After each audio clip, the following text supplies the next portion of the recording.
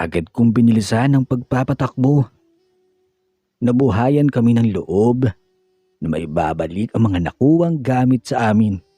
Pero ang mas inisip ko ay baka kumanta ang sospek at malaman ng aking asawa ang pinagawa sa amin ng hipag ko. Doon hindi ako sigurado kung anong mararamdaman niya oras na malaman niya ang totoo. 2 kanto mula sa bahay ay ibinaba ko si Hipag.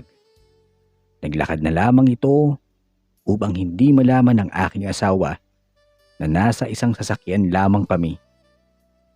Palabas na sila ng bahay nang pinaandar ko na ang sasakyan at sinalubong ang dalawa. Kunwari ay wala akong alam. Sabay bukas ng bintana.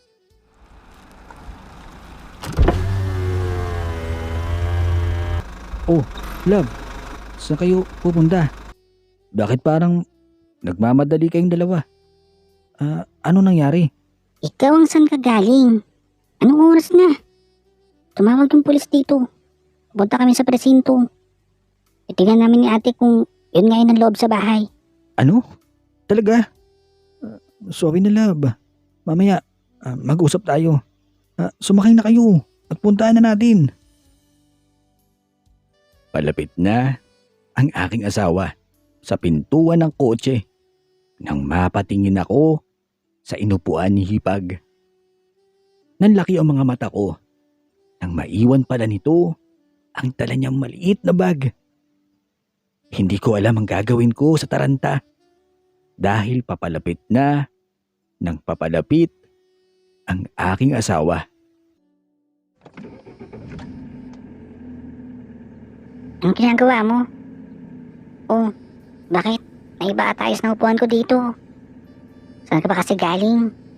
At may sinaki ka bang iba dito? Nalaglag yung phone ko. Inusog ko lang.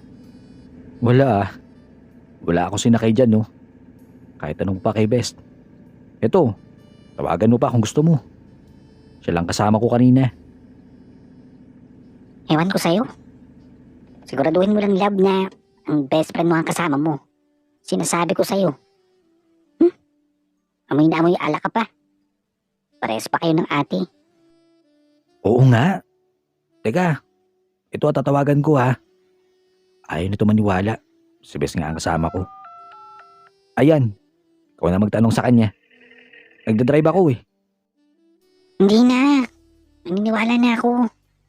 Mag-drive ka dyan at baka babunggo pa tayo. Teka, naalala niyo pa ba yung mga mukha nung naloob sa bahay? Oo naman. Ako, tanda-tanda ako mga mukha nila. Naku, sana nga nahuli na.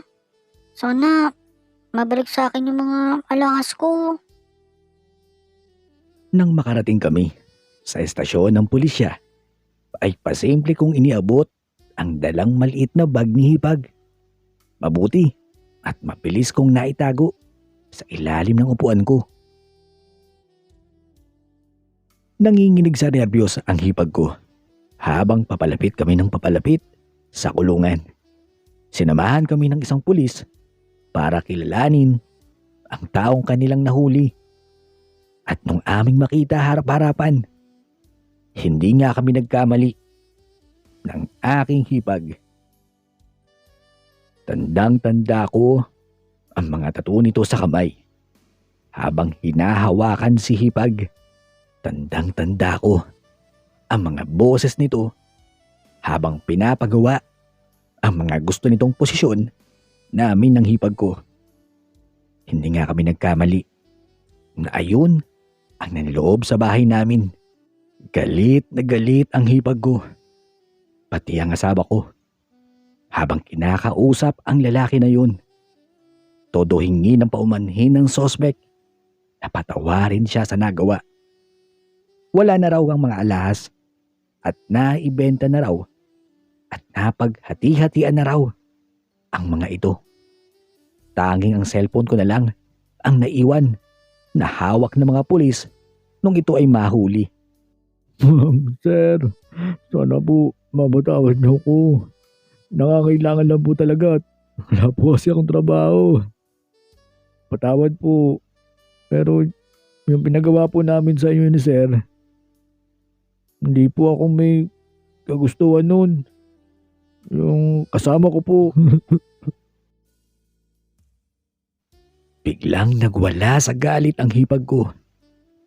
Habang ang kapatid nito ay tanong ng tanong sa akin kung ano raw yung sinabi ng sospek na pinagawa sa amin. Agad ko nang inilayo ang misis ko, pati ang hipag ko.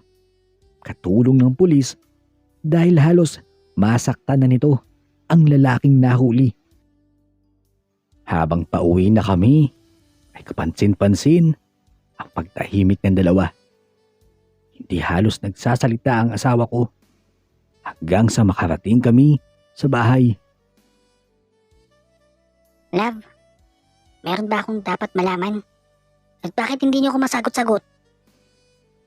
Ano yung pinagawa sa inyo ng ate? Love, hindi ko alam sinasabi niya. Hindi ko alam kung ano yung tinutukoy niya. Maniniwala ka ba sa mga taong ganun? Doon na sumingit sa usapan namin si Hipag. Bigla na lamang lumapit sa amin.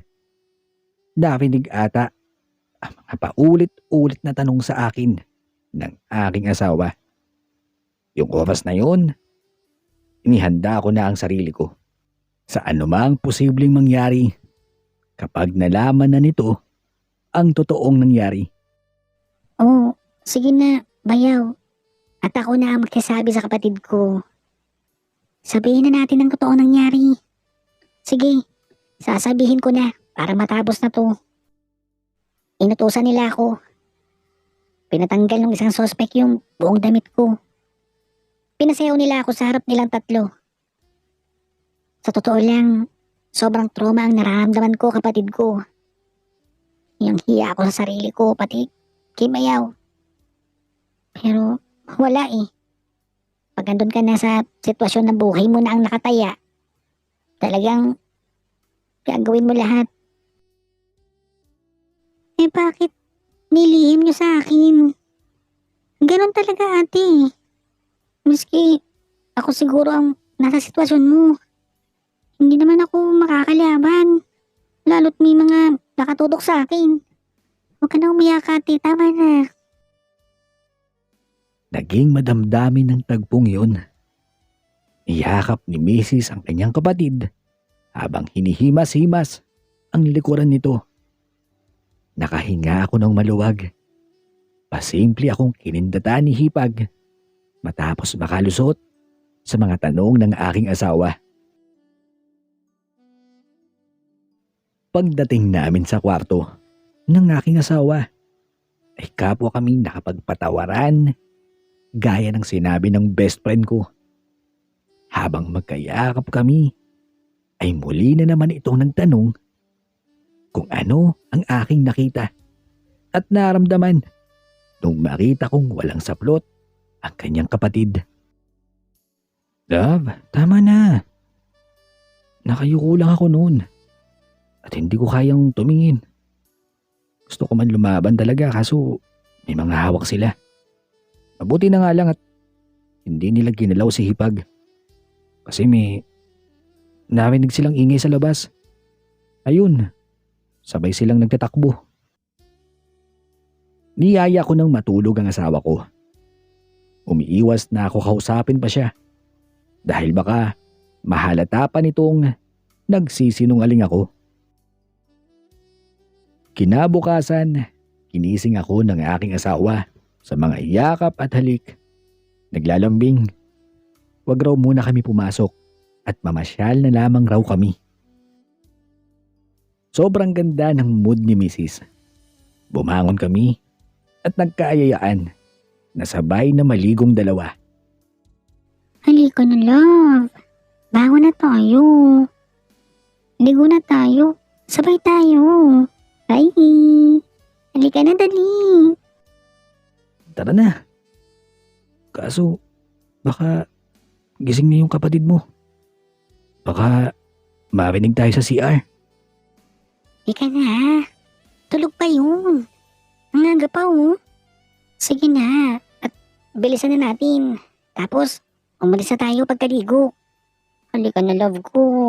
Hindi mo ba ako na-miss? Sobrang miss ka na din nito. Halika na. Mukhang masarap ang breakfast ko nito ah. Sakto nga.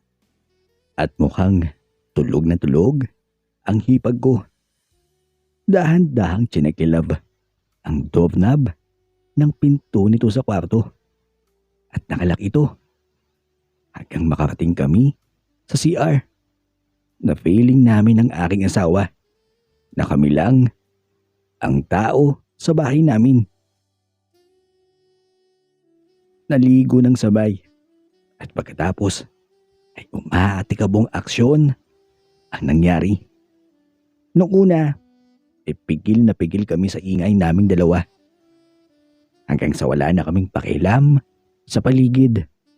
Kahit todo bukas pa ng tubig sa shower, ay hindi matabunan ng nararamdaman namin dalawa. Huli na nung maramdaman kong may anino sa ilalim ng pintuan ng CR. Na tila nakadikit ang mga tenga sa pintuan. Alam kong naroon at nakikinig lang si Hipag sa nangyayari sa amin ng kanyang kapatid. Doon ko pa mas lalong ginalingan at pinarinig dito ang mga ingay na tila naghahabol ng hininga. Halos mapasigaw at mapatirik ang mga mata ng kanyang kapatid nung kami ay makatapos.